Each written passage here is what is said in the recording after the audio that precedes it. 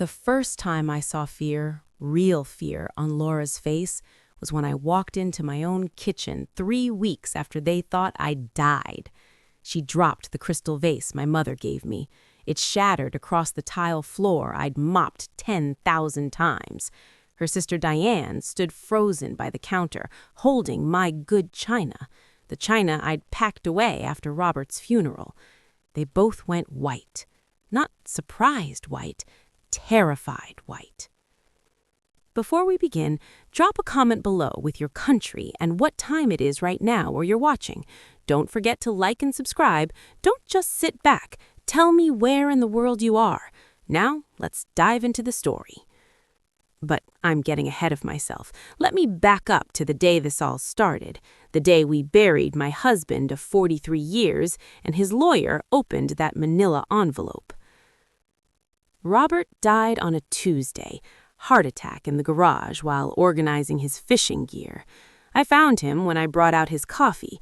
He looked peaceful, which people said should comfort me. It didn't. We'd planned to visit our granddaughter in Oregon that summer. We'd planned a lot of things.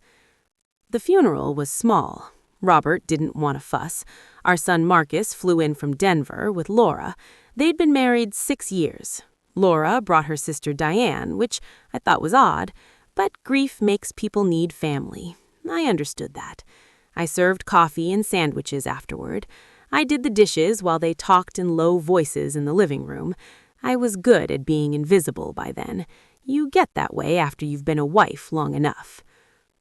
The will reading happened 4 days later. Robert's lawyer, Dennis Waller, had an office downtown in one of those old buildings with marble floors. Marcus sat beside Laura. Diane came too, which seemed strange for a will reading, but I didn't say anything. I never said much in those days. I'd learned that Robert preferred me quiet. Marcus had learned the same language. Dennis opened the envelope and started reading. The house went to me, which was expected. Robert's pension would continue. His savings account, the one I'd watched grow for 40 years while I clipped coupons and reused aluminum foil, that account had $240,000. I'd known about maybe half that. Dennis kept reading. There was more. A stock portfolio I'd never heard of, an investment account. Numbers kept coming. By the time he finished, Robert had left behind almost $900,000. I sat very still. Marcus looked at Laura. Laura looked at Diane. Something passed between them, quick as a blink. I saw it, but I didn't understand it. Not yet. Dennis slid papers across his desk. He explained things about probate and taxes. I nodded and signed where he pointed. My hand shook a little. Not from grief anymore, from the strange electricity in that room, the way Marcus kept glancing at Laura, the way Diane kept checking her phone. We left the office together. Marcus offered to drive me home. I said I was fine. I'd driven myself there and I'd drive myself back. Laura touched my arm. She said they'd come by tomorrow to help me sort through Robert's things. I thanked her. I got in my car and drove to the Kroger on Patterson Avenue.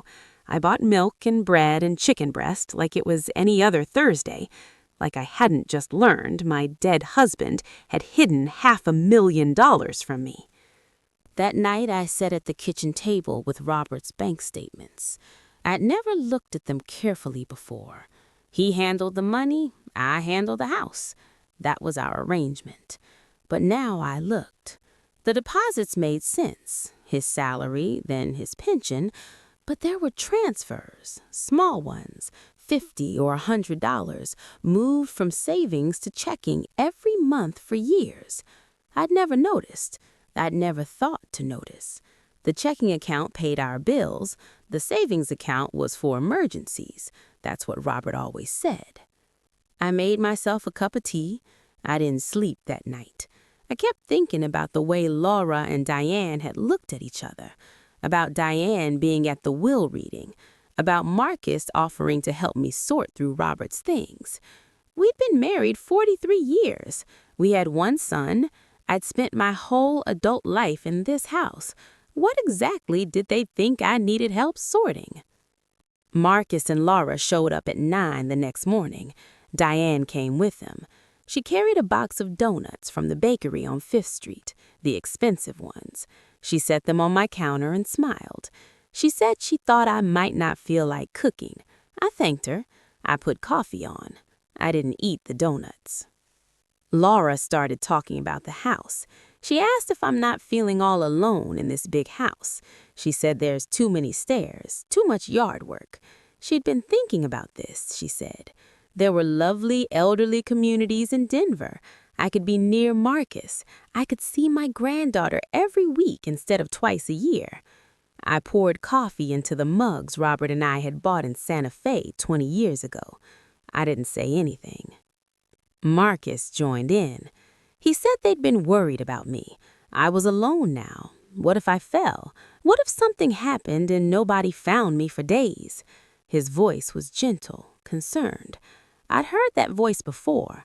When he was 16 and wrecked my car, he'd used that same voice to tell me it wasn't really his fault. The other driver had stopped too fast. Diane mentioned a realtor she knew.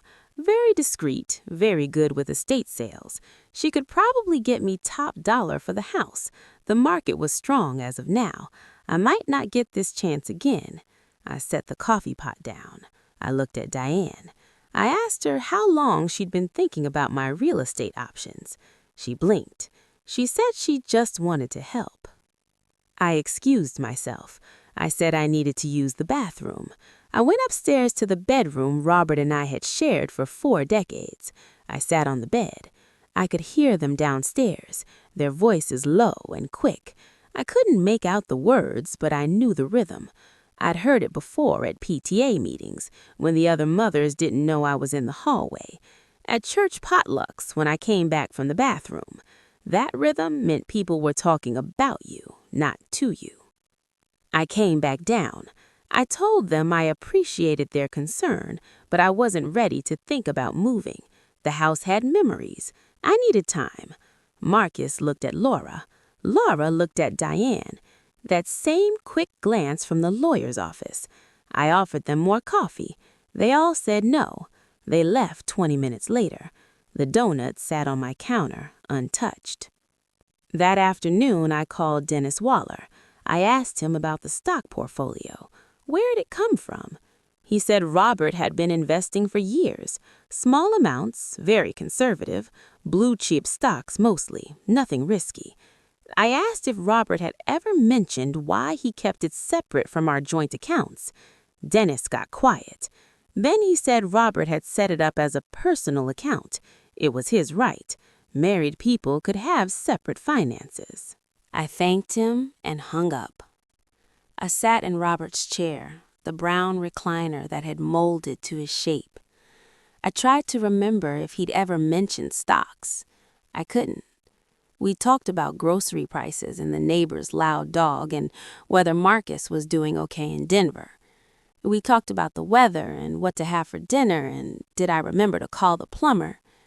In 43 years, I couldn't remember a single conversation about investments.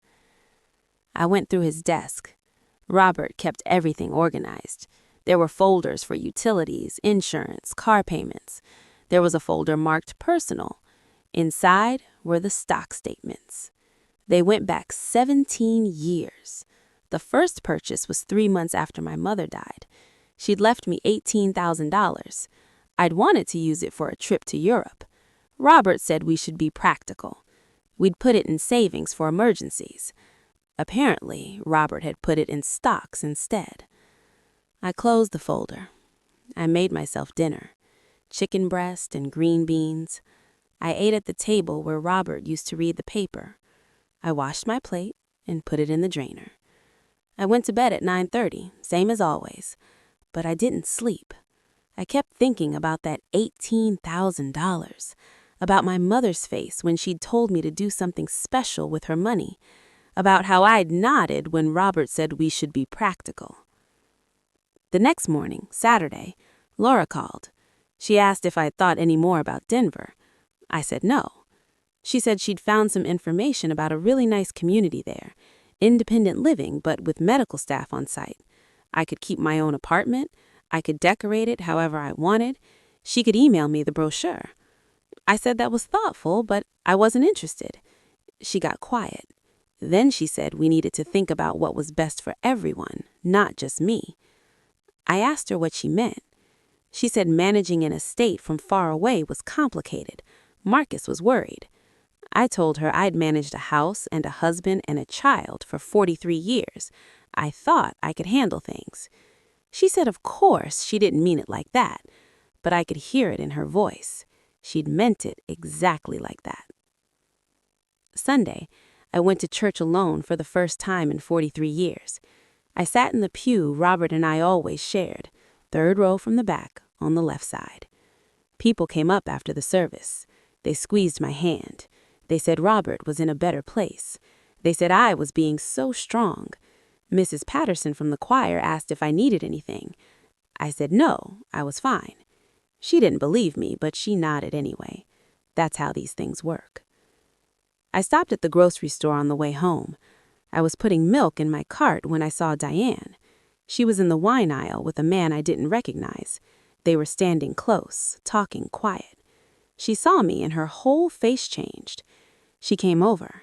She introduced the man as a friend from work. He shook my hand and left. Diane asked how I was holding up. I said I was managing. She said Laura had told me I wasn't interested in moving to Denver. I said that was right. She touched my arm. She said sometimes we can't see what's best for us when we're grieving. Sometimes we need family to help us make good decisions. I looked at her hand on my arm. I looked at her face. I asked her what decisions she thought I couldn't make for myself. She pulled her hand back. She said she was just trying to help. Everyone was just trying to help. I put the milk in my cart and walked away. My hands were shaking. I couldn't remember the last time I'd walked away from someone mid-conversation. That night, Marcus called. He didn't mention moving. He talked about his daughter instead. Emma was 12 now. She was doing so well in school. She missed her grandma. She kept asking when I'd visit. I said I'd love to see her, maybe this summer. Marcus said that would be great. Then he said something that made my blood stop. He said Laura had been talking to a financial advisor just to get some ideas about how to manage the inheritance, make sure it was invested properly, protected. I asked him why Laura was talking to a financial advisor about my money. He said our money. It would be his someday. They just wanted to make sure it was handled right. I told him I had to go. I hung up before he could say anything else. I sat at the kitchen table. The house was completely silent. Robert had always filled silence with the TV or the radio or his own voice. Now there was nothing but the hum of the refrigerator and the tick of the clock over the stove. I thought about that phrase, our money. It would be his someday. Like I was already dead, like the will reading had been my funeral, and now they were just waiting for me to make it official. Monday morning, I called my doctor. I scheduled my annual checkup. I hadn't been in 8 months. Robert had always come with me. He'd sit in the waiting room and read magazines. Afterward, we'd get lunch at the diner on Walnut Street. I didn't want lunch. I wanted to know if I was dying, if there was something Robert had known that I didn't. Dr. Morrison saw me on Wednesday. She did all the usual tests, blood pressure, cholesterol, blood work. She asked how I was doing. I said fine. She gave me that look doctors give when they know you're lying. She said grief was hard on the body. I needed to take care of myself. I asked her if there was anything wrong with me, anything serious. She looked at my chart. She said my numbers were actually better than last year. My blood pressure was down. I'd lost a few pounds, but nothing concerning. She said I was healthy, probably good for another 20 years if I kept taking care of myself. I thanked her and left. I sat in my car in the parking lot. 20 years. I was 68 years old. I could live to be 88. Robert had died at 71.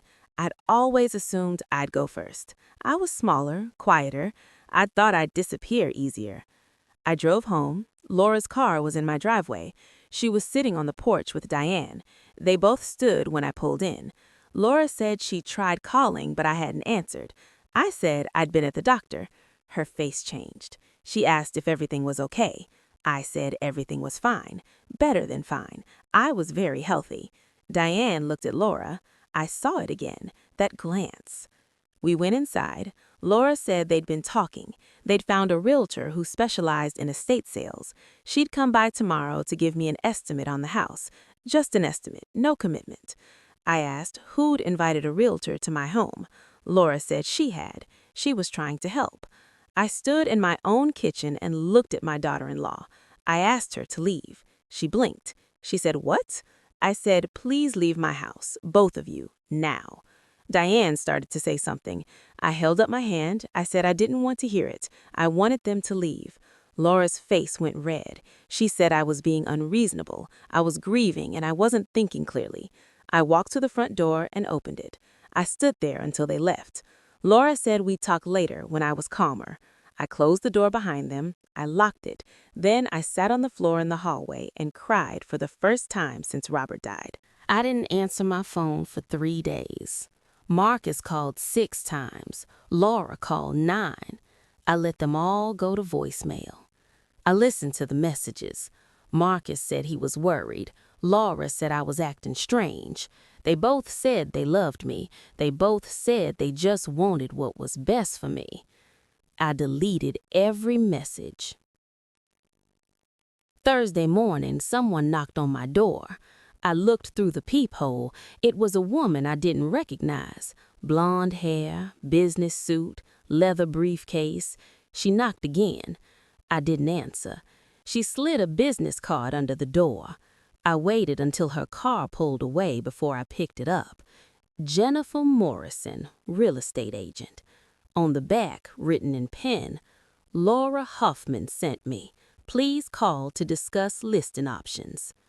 I put the card in the trash. Then I took it out. I called the number. Jennifer answered on the second ring.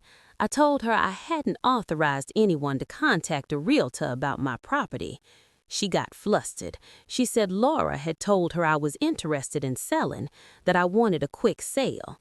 I asked her what else Laura had told her.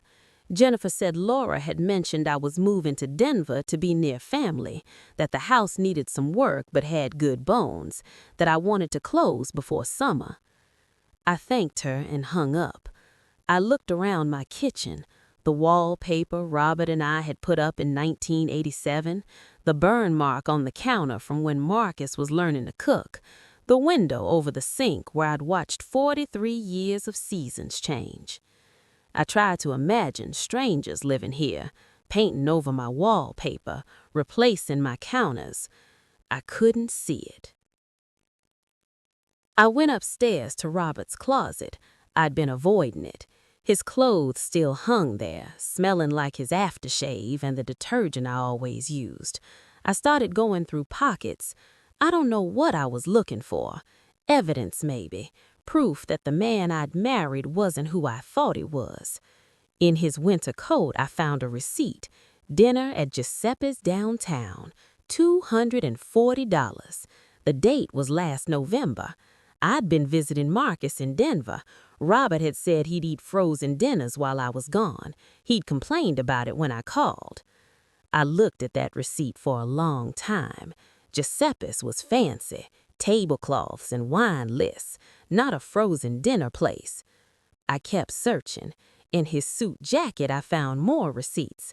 Hotels, restaurants, all from times I'd been out of town or visiting Marcus. All expensive. I sat on the bedroom floor surrounded by papers. My husband had been living a whole separate life. Not another woman, probably. Just another life. One with nice dinners and hotel rooms and money that came from my mother's inheritance. I called Marcus that night. I asked him if his father had ever mentioned investing. Marcus said not really. Dad kept that stuff private. I asked if Laura had been asking about the inheritance. Marcus got quiet. Then he said Laura was just trying to help me. I didn't know anything about managing money. I'd never worked. I'd never had to think about these things. They were worried I'd make mistakes. I asked him if he thought I was stupid. He said of course not. I asked him if he thought I was incapable. He said no, but this was different. This was a lot of money. I asked him if he remembered who'd balanced the checkbook for 43 years, who'd stretched his father's salary to cover a mortgage and groceries in his college fund, who'd made every dollar work twice as hard as it should have. He didn't answer. I told him good night and hung up. I said yes. Marcus came in. He looked terrible. He hugged me carefully, avoiding the ribs. He said he'd been so scared. They'd called him as my emergency contact. He'd flown in immediately. Laura was coming tomorrow. I asked where I'd been hit. He said Porter and Ashland. I asked what time. He said around 2:30. I closed my eyes. I'd been going to the grocery store, same as always, same route, same time. Tuesday was my shopping day, had been for 43 years. I stayed in the hospital for 5 days.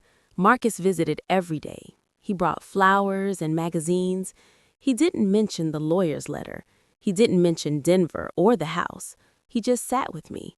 On the 3rd day, I asked him about the other driver. Marcus said it was some kid, 18, 19 maybe, ran the light. Marcus said the police had talked to him. He'd seemed genuinely sorry. Laura came on Friday. She brought Diane. They stood at the foot of my bed. Diane looked at me and went white. Laura grabbed her arm. They both stared at me like I was a ghost. Laura said they'd been so worried, she thought the worst. I looked at them both. I asked them what they thought. Laura said she thought I was dead. The hospital had called Marcus first. He'd called her. She'd been sure I wouldn't make it. I asked her why Diane was there. Laura said Diane had driven her down here. She'd been too upset to drive herself. I looked at Diane. She wouldn't meet my eyes. I asked them both to leave. Laura started to protest. I said I was tired. Please leave. They left. The nurse came back in. She asked if I was okay. I said I needed to make a phone call. Could she bring me my cell phone? I called Angela Reeves. I told her about the accident, about the truck running the red light at the exact intersection I used every Tuesday at the exact time I was always there, about Laura and Diane's faces when they saw I was alive. Angela was quiet for a long time. Then she said, I needed to be very careful. She said accidents happened, but so did other things. She asked if she wanted her to look into it. I said yes. I went home the following Tuesday. Marcus had cleaned my house, he'd brought groceries, he'd put fresh flowers on the kitchen table. He helped me inside. He said he'd stay as long as I needed. I thanked him. I told him I'd be fine. He should go back to Denver, to Emma and Laura. He said they could wait. I said no, please go. I needed to be alone. He looked hurt, but he nodded. He left the next morning. The house was quiet again.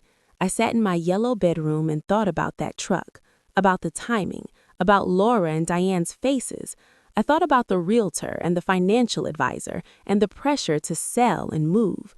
I thought about our money and what's best for everyone. I thought about how much easier things would be for Marcus and Laura if I wasn't around to make my own decisions. Angela called Friday. She'd done some digging. The kid who hit me was named Tyler Morrison. He had a juvenile record, drug charges mostly. He'd been clean for 2 years, working at a warehouse, going to community college, but 3 days before he hit me, someone had deposited $5,000 in his bank account. Cash, no record of where it came from. Angela said it wasn't proof, but it was interesting. She asked if she wanted her to keep digging. I said yes, whatever it cost. I wanted to know. I hired a private investigator. Angela knew someone. His name was Paul Garcia. He'd been a cop for 20 years before he retired. He met me at my house on a Monday. He was 60-something, gray hair, kind eyes. He sat at my kitchen table and listened to everything. The will reading, the pressure to sell, the accident, the faces. He took notes. He didn't act like I was crazy. He didn't act like I was a paranoid old woman. He just listened. He said he'd need 2 weeks, maybe 3. He'd look into Tyler Morrison. He'd look into Laura and Diane's finances, phone records if he could get them. He said it would cost me $5,000 up front, maybe more depending on what he found. I wrote him a check. He said he'd call when he knew something. He left. I waited. I didn't tell Marcus. I didn't tell anyone. I went to physical therapy for my ribs. I practiced using my left hand while the right wrist healed. I repainted the living room. I cleaned out the garage. I stayed busy. Laura called twice. I didn't answer. Marcus called once. I texted back that I was fine, just tired. He said, okay, take care of yourself. I would. Paul called on a Thursday, 3 weeks after I'd hired him. He said he had some things to show me. Could he come by? I said yes. He came that afternoon. He spread papers across my kitchen table, phone records, bank statements, photos. He talked while I looked. Tyler Morrison had gotten that $5,000 from a woman named Diane Patterson, Laura's sister. The deposit happened 2 days before the accident. Paul had photos of Diane meeting with Tyler at a coffee shop downtown. They were dated 4 days before the accident. Paul had also checked Tyler's phone records. Diane had called him 6 times in the week before he hit me, never after. But there was more. Laura had taken out a life insurance policy on me, $200,000. She was listed as the beneficiary, not Marcus, Laura. The policy was dated 3 weeks after Robert's funeral. Paul showed me the paperwork. My signature was on it, except it wasn't my signature. It was close, but the loop on the R was wrong. I always looped my R's backward, had since grade school. This signature looped forward.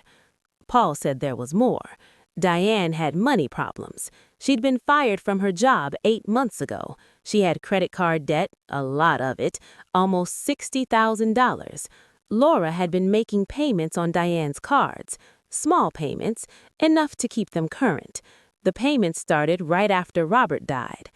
I sat at my table and looked at all of it. Evidence that my daughter-in-law had forged my signature, that she'd paid her sister to arrange my death, that they'd tried to make it look like an accident so Marcus would inherit and Laura would collect the insurance money. I asked Paul if this was enough for the police. He said maybe, probably, but it would be hard to prove intent. Tyler would say Diane gave him money as a gift. Diane would say the same. The signature could have been a mistake. The insurance company might not have checked carefully. None of it was definitive, but all of it together looked very bad. I asked him what I should do. He said that was up to me. I could go to the police, I could confront Laura and Diane, I could tell Marcus, or I could do nothing, just protect myself going forward, change my will, make sure Marcus inherited directly, cut Laura and Diane out completely. He said the choice was mine. This was my life, my money, my decision. I paid Paul the rest of what I owed him. I thanked him. He left me alone with the evidence spread across my table. I sat there until it got dark.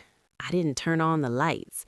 I just sat in my kitchen and thought about the 43 years I'd spent being quiet, being helpful, being invisible. I thought about Laura's face in the hospital, the terror when she saw I was alive. I thought about Marcus and whether he knew, whether he'd been part of it or just a useful innocent. I gathered all the papers. I put them in a folder. I put the folder in my safe. Then I called Angela Reeves. I told her I wanted to change my will. I wanted Marcus to inherit everything, but only after conditions were met. I wanted Laura to get nothing. I wanted Diane's name mentioned specifically as someone who should receive nothing under any circumstances. I wanted it airtight. Angela said she'd draft it. We could meet next week. I hung up. I made myself tea. I sat at my table and watched the street lights come on outside. I thought about calling Marcus, telling him everything. But what would I say? Your wife tried to kill me? Your wife's sister paid someone to run me off the road? Would he believe me? Or would he think grief had made me paranoid? I decided to wait, to watch, to see what they'd do next. Because they would do something. I was supposed to be dead. I wasn't. That was a problem for them, a big problem, and people with big problems made mistakes. I just had to wait for the mistake. Laura called the next morning. She said they needed to talk. I said okay. She said she'd come by that afternoon. I said fine. I spent the morning getting ready. I put the folder from Paul in my bedroom closet. I made coffee. I put on the blue dress Robert had always liked. I waited. Laura came alone, no Diane. She sat at my kitchen table and folded her hands. She said she owed me an apology. She'd been pushy about the house in Denver. She'd been thinking about what was easiest for her and Marcus, not what was best for me. She was sorry. Could I forgive her? I poured coffee. I asked her about the insurance policy. Her face went still. She said, "What insurance policy?" I said the one she'd taken out on me, $200,000, her name as beneficiary. She started to say something. I held up my hand. I said I knew about the forged signature. I knew about Diane's bet. I knew about Tyler Morrison and the $5,000. I knew about the phone calls. I knew everything. Laura went white, then red, then white again. She said I was confused. I was making things up. I said I had proof. Phone records, bank statements, photos. I had all of it. She stood up. She said I was a bitter old woman who couldn't accept help. I said she was right about one thing. I was old, but I wasn't stupid, and I wasn't dead. She left. She slammed my door so hard a picture fell off the wall. I picked it up. It was Marcus as a baby. I was holding him. I looked so young in that photo, so happy. I hung it back up. Then I called Angela. I told her what happened. She said we should go to the police. I said not yet. I wanted to see what Laura did next. What Laura did was call Marcus. He called me an hour later. He said Laura was very upset. She said I'd accused her of trying to kill me. He asked if that was true. I said yes. He got quiet. Then he asked if I had proof. I said yes. He said he needed to see it. Could he come tomorrow? I said yes. Marcus came the next day. I showed him everything, the phone records, the bank statements, the photos of Diane and Tyler, the forged insurance policy. He went through it all twice. His hands were shaking. When he finished, he looked at me. He said he didn't know. He swore he didn't know. I believed him. I could see it in his face, the shock, the betrayal. He loved Laura. He trusted her. She tried to kill his mother for money? He asked what I wanted to do. I said I wanted him to divorce her. I wanted him to take Emma and leave. I wanted him to cut Laura out of his life completely. He said he would. He asked about the police. I said I'd handle it. He didn't need to be involved. He'd been a victim too. He nodded. He stayed for 3 days. We talked about everything, about his father's secret life, about the money, about how you never really know someone, even someone you've lived with for years. When he left, he hugged me tight. He said he was sorry for not seeing it, for not protecting me. I said it wasn't his job to protect me. It was my job to protect myself. I'd forgotten that for a while, but I remembered now. I went to the police the next week. I brought everything Paul had found. They listened. They investigated. Tyler Morrison confessed. He said Diane had offered him $5,000 to cause an accident.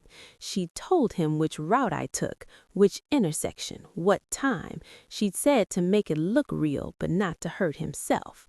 He'd panicked when he saw how bad the crash was.